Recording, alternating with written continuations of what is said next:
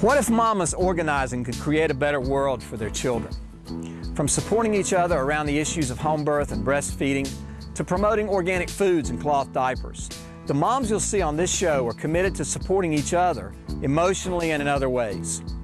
This is The Connection Independent Television, and the mamas you're about to hear from on this show are committed to creating a world that is much safer, cleaner, and more peaceful for their children and for the children of all the mamas in the whole world. I'm Pat Jobe, and this is The Connection.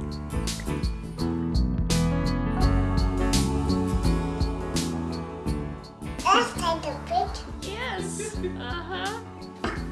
It's like the most, amazing thing that's ever happened. My heart has expanded so much and almost to a place of where it's painful. I'm so aware of what's going on in the world and so aware of our country and our policies and our choices and what we do that affects children. And having him, I know how much it is to love somebody just totally selflessly. I've never experienced that before completely and honestly like I do with him. So. That's a camera.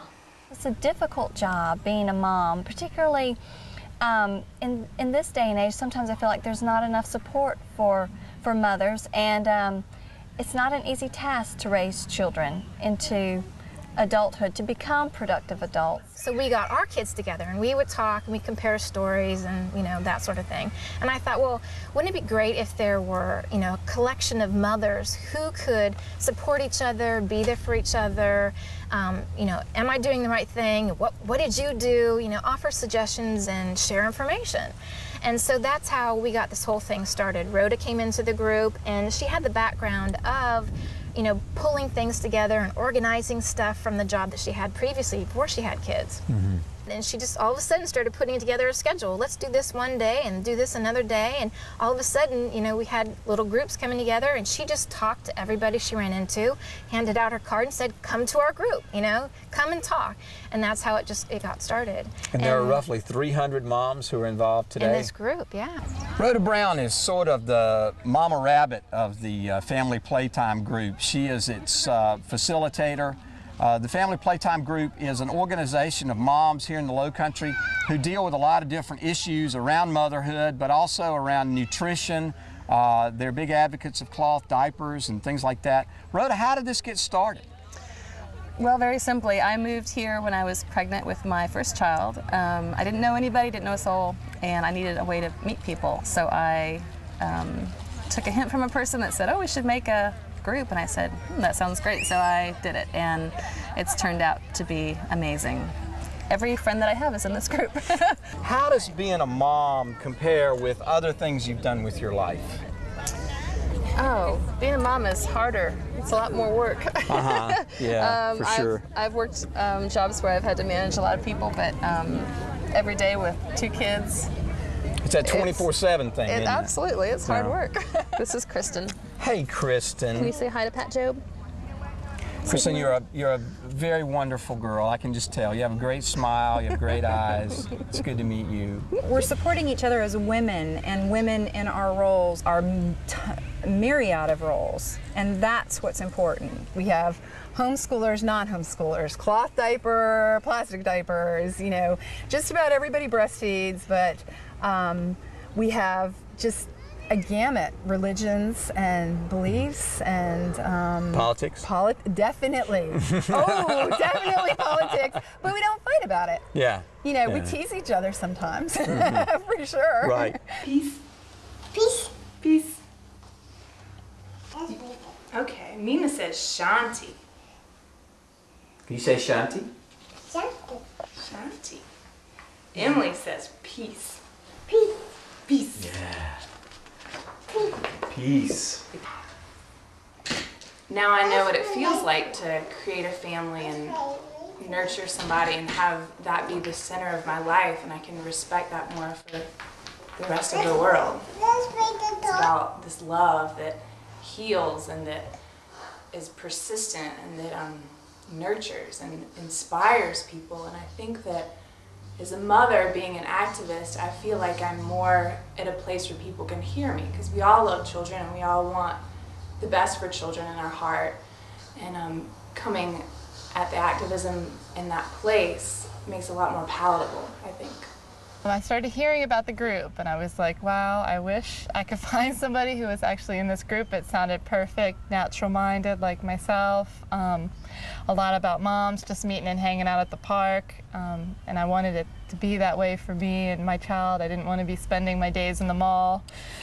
And so with such a new transition as motherhood, I was so grateful to find a space where I could go, ask questions with like-minded parents, and hear the kind of answers that I would believe in and would resonate with. It's been so important for me. I just recently moved here from Maui, which is about as far away as you can get. And when I moved here, I didn't have any connections or friends, obviously, really here, but I had some family. I think I ran into Rhoda at Earth Fair, and she handed me a card, and that was it. I got lists of friends and pediatricians and places to, play groups. So it's been really wonderful for support for me. Everybody understands we're in it together, and it really does take a village to raise a child, to quote many people. But yeah. Does it substitute for the old extended family? I mean, normally when kids came along, there were aunts, there were grandmas. It does, I think. I do have family here. I'm from Charleston, but I don't have I have a brother in Texas, and so his children aren't here. For other children, for my children to play with, it does make that substitution. Yeah. So instead of having 3 or 4 cousins, your kids have 300 cousins. Yes. Yeah. Right? Yeah. In terms of the family playtime group. Yes. Family playtime has been huge. I would probably be sitting in my house and doing nothing and not knowing anybody if it weren't for family playtime. It's been a great opportunity to be with other mothers that have a similar mindset. I'm coming from Venezuela. I met Rhoda in a party for another friend.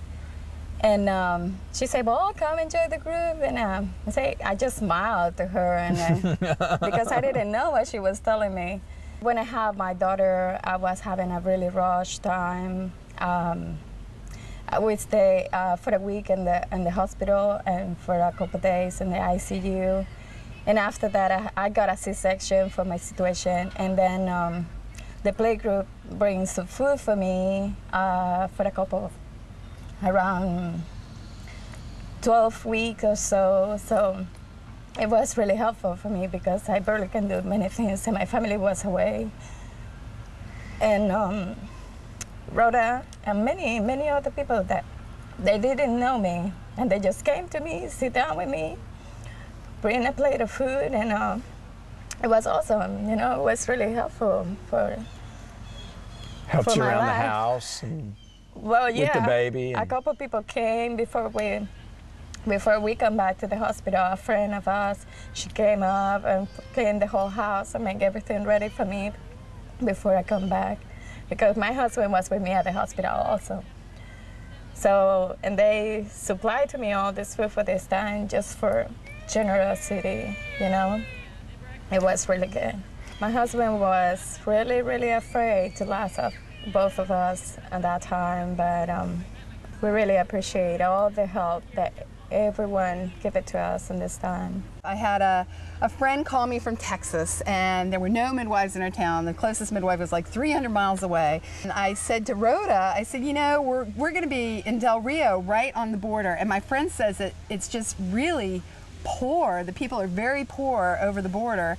And wouldn't it be neat if we could get just a few things together to take to some of the orphanages there? But that's just the type of thing where Rhoda goes, okay, and she galvanizes people into, doing what needs to be done. And before I knew it, I had so much stuff, and I mean good stuff, to bring clothes and educational toys and towels and sheets, and I had to rent a trailer to pull behind my minivan to go to Texas to be able to carry all these things. It was just fabulous, and it was this group. And I mean, people would show up at my door from the group who I'd never even met, and they're like, I've got this stuff for you to take to Mexico, and I'm like, great. So that was really neat. You and your husband have recently gotten into the solar water heater business. We would love to live off the grid, and that's not really a possibility for us right now. So we wanted to take some small steps ourselves as a family,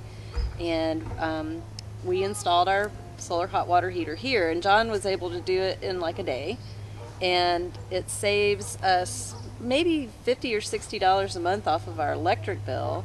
If everybody had a solar hot water heater, I think that the statistic is something like you could shut down one power plant in every state just from that. And there would be that much less coal being burned. And Yes.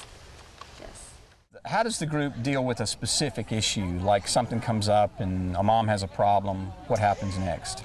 We definitely use our Yahoo group for communicating issues like that. For instance, if a mom has a child that's just keeping her up all night long and she needs some support on that, she'll just email the group and say, you know, this is what's happening. Do y'all have any ideas for me?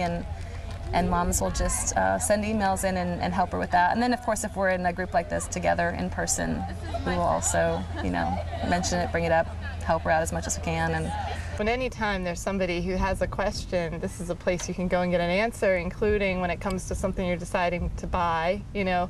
And especially with a lot of natural products costing a bit more money, you want to know that, you know, what you're going to get is going to be beneficial to you and your family. And so a lot of times we do that. We, you know, somebody puts out there, I just got this product, I love it, or I bought this, it didn't seem to work so well.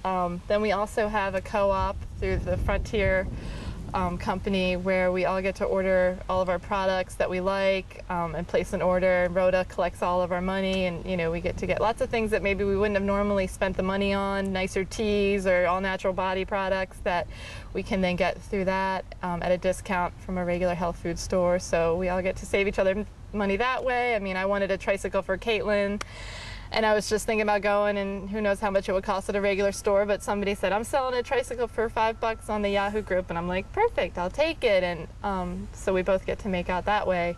There was recently a very hefty talk on what plastics are safe and what plastics aren't, and I realized that most of the plastics that I'm using in my home are leach, horrible stuff that are Chemicals.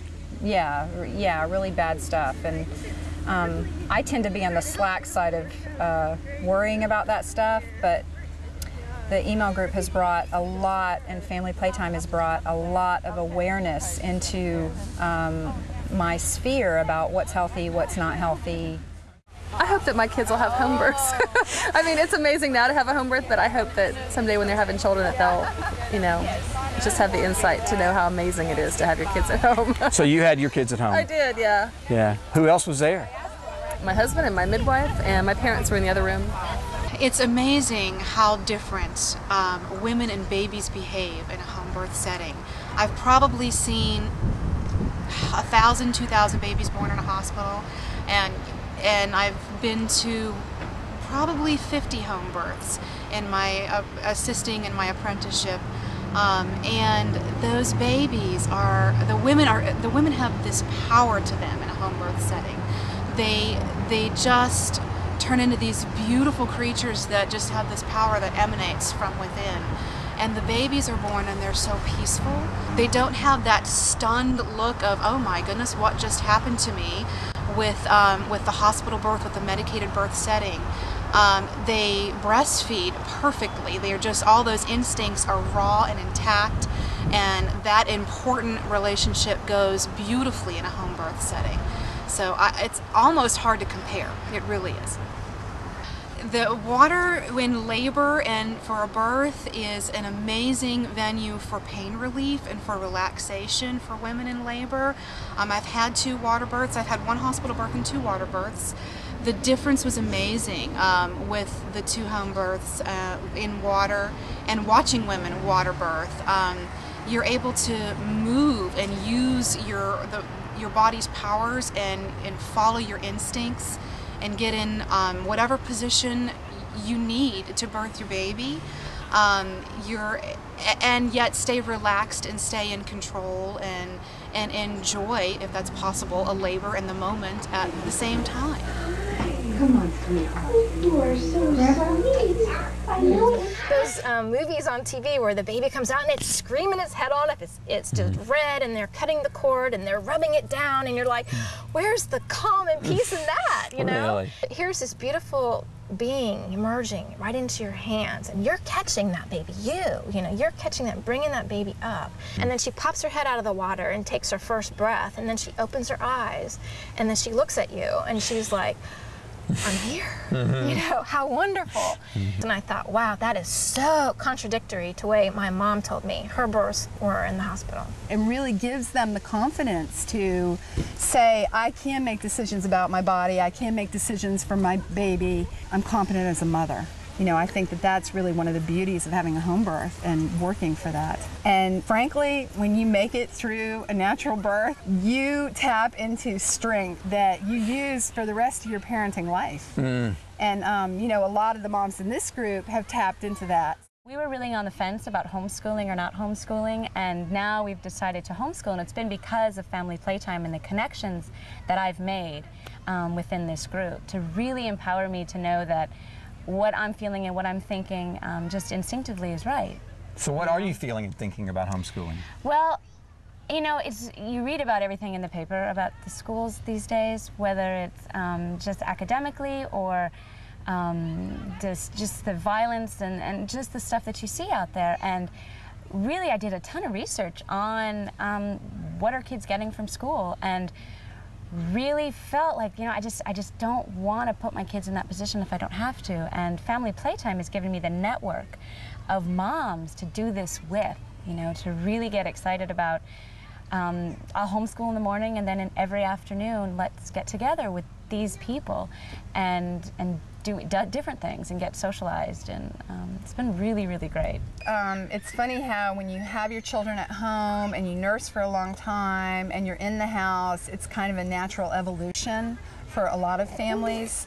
I graduated from high school when I was 16, and I feel like I could have done it sooner if I'd have been let go. And I didn't want my kids to feel like they were doing a lot of busy work. I wanted them to learn what they needed to learn and have the time to explore other things that they were interested in.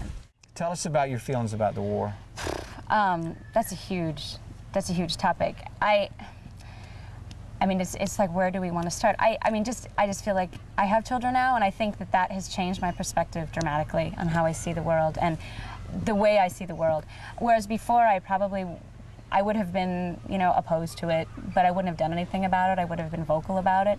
And now that I've had children, I see that those are people. I mean, I think that I look at the numbers every day, and it just is alarming to me that we're not screaming those numbers. It's not everywhere. These people are dying, and what are we fighting for? I mean, I feel really strongly about those issues. Yeah. I'm very active around the issue of peace and against the war and bringing our troops home. And my brother is a Marine. He's stationed in Rawa, Iraq right now, and that is definitely one of my priorities, is to get him home and to get out of this war. When have you heard from him? I actually got a letter from him last week. What did he say? He said, I could read it if you want me to, but the parts that he said that really struck me, he has a hard time talking with me about the difficulties of the war, you know, the horrible things that he experiences, but he told me it's a horrible place, it's really unstable. But he also told me that the kids still run up to him and they really want to talk to him. A lot of them ask him, you know, they know certain English words like madames or how many babies. I mean, they want to connect with him. And that shows me that even in the middle of a war, and, you know, even possibly civil war, I mean, there are just so many elements of violence there that there's still this core humanity. And that's exactly what I feel with mothers acting up, with everything. It's like, if you know how to love somebody, then that's all that there is. The boundaries are just political boundaries, and it's family. I just think it should end. I think we should come home, and I think we should stop being Do you really want me to say what I think? Sure. Okay. I think that we should stop being so imperialistic. I mean, I really hope that part of what motherhood has taught me is that our world has to continue. You know, it has to continue, and somebody that I love so much is going to stay here when I'm done. So I hope that, I just hope that we wake up as a country and realize that we use so many more resources than we're supposed to, and that contributes to why anybody would want to hurt our country, because we're taking from the world's children in a way that's inappropriate. A large percentage of the moms at the recent Victoria's Secret nurse-in were moms from our group who feel very strongly, and I think we made an impact. Victoria's Secret is famous for its racy catalogs and sexy lingerie, but one local store finds itself at the center of a touchy motherhood issue. I mean, seeing that story on the national news later on, and you know, the wire services picked it up. I actually had a woman come up to me in a coffee shop. I was in the back of the coffee shop feeding my son, you know, no skin showing or anything, and she came up with a blanket, I don't know where she got it from, and said, you know, can you please cover up? My husband doesn't want to look at your breasts. We feel strongly that this is our right, and that it's okay to discreetly feed your child in public. Apparently a mom went into Victoria's Secret and she was shopping, and she asked about sitting in one of the dressing rooms to nurse her baby, and they said, no, you need to go next door to Target or the store next door and nurse in the bathroom. And the mom, who, you know, is someone like me would have just gone, are you nuts? Someone like me wouldn't have even asked. I mean, I'm pretty in your face about breastfeeding, but she was a mom that wanted privacy, and she was offended. And when we found out about this, you know, and that is where, to me, the economic power comes in, is a group of moms who, a lot of us shop at Victoria's Secret, going to Victoria's Secret and saying, not acceptable. You know, that's not okay. And what are you thinking? So one of the reasons at birth that I breastfed him and still continue to is, I mean, human milk is the best milk for a human. And there's so many natural immunities that pass from meatus age, and it's just the best quality milk out there. And you don't have to use any bottles. I mean, just wherever we go, I have food for him. It's awesome. Bree is a very, very serious little girl. She is very serious. And she's working very hard at squeezing my finger and pulling on me. How old is she? She is 4 months old. 4 months? Yes. Okay. And she's, I was at her birth. It was a hospital birth, but I was at her birth. And we got to take her home the next day. And she's been such a blessing. We just are so happy to have her, and she's just, it chokes me up. I'm just very happy to have her. She's a sweet girl. I only had about a week's notice when I adopted my daughter, and I've wanted to adopt for a long time, but having a week's notice is not a lot of time. So I called Rhoda and I said, well, I'm getting this baby, and I'm really kind of overwhelmed. And again, you know, she said, well, what do you need? And I said, I really want cloth diapers. I said, I've gotten rid of all my cloth diapers because my kids are 17, 13, and 9. And so, you know, it was done. Within a week, I had everything I needed. I had clothes. Bree was dressed. Bree had diapers.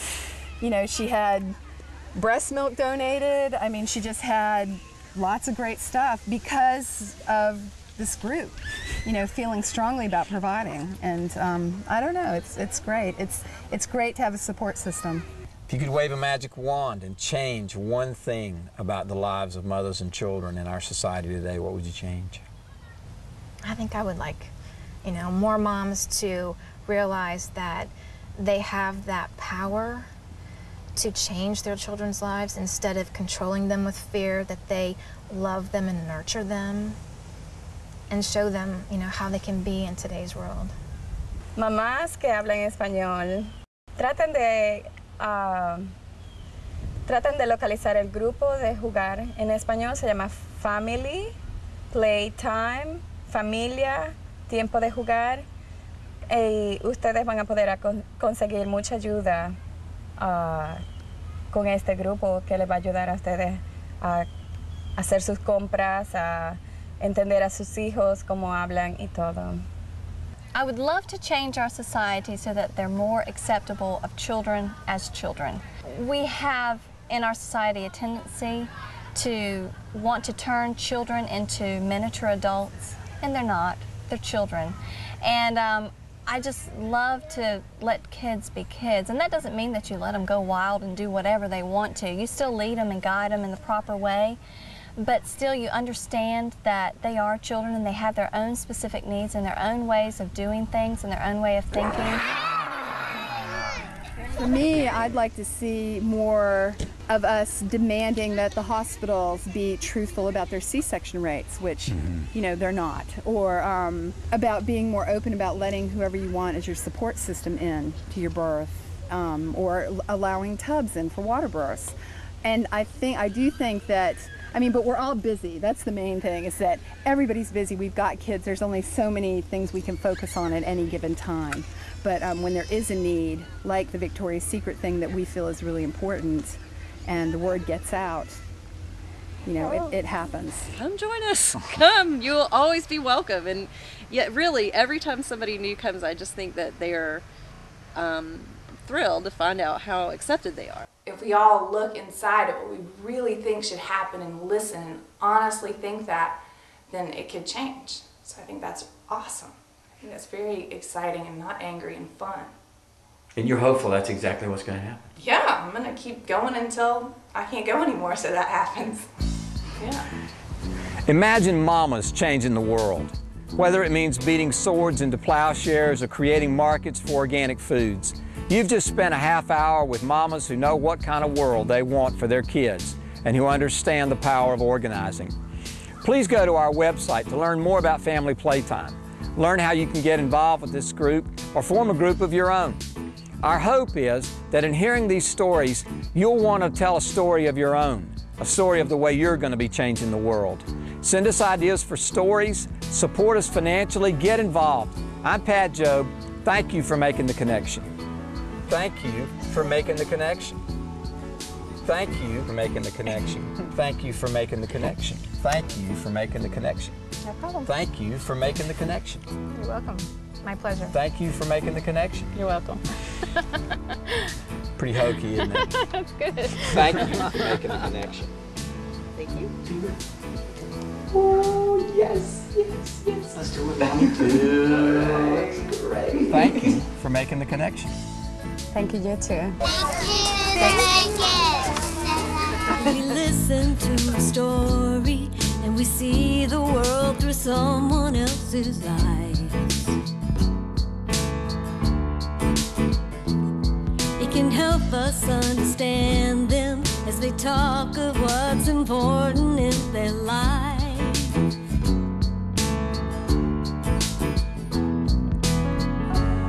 We start breaking down those walls. We're not so different after all. We're making the connection. Making the connection. Making the connection.